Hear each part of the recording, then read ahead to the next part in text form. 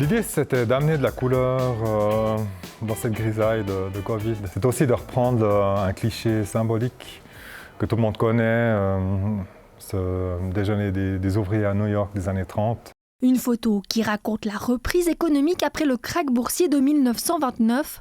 À Fribourg, le Conseil d'État s'en inspire cette année pour sa photo officielle, histoire de projeter l'image d'un canton qui va de l'avant après 2 ans de pandémie. Ma façon après d'amener quand même l'attention sur les femmes, c'était que les hommes les écoutent. On voit aussi sur le cliché que c'est les femmes qui parlent et les hommes qui écoutent. Un Conseil d'État suspendu au verbe féminin alors qu'il était plutôt virilement attablé en 1966, première photo officielle du collège. À l'époque, on est enseignant, juriste ou ingénieur, mais surtout majoritairement conservateur en pays catholique.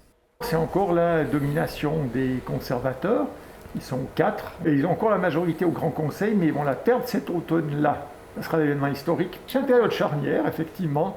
Vous voyez ce qui se passe, l'agriculture perd son importance, l'industrie et les services se développent. Évolution politique mais aussi artistique, au fil des ans, la photo en rang serré se dévergonde.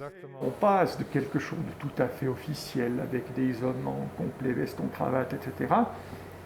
Plus tard, ils vont bouger dans la chancellerie, on les verra dans les escaliers, etc.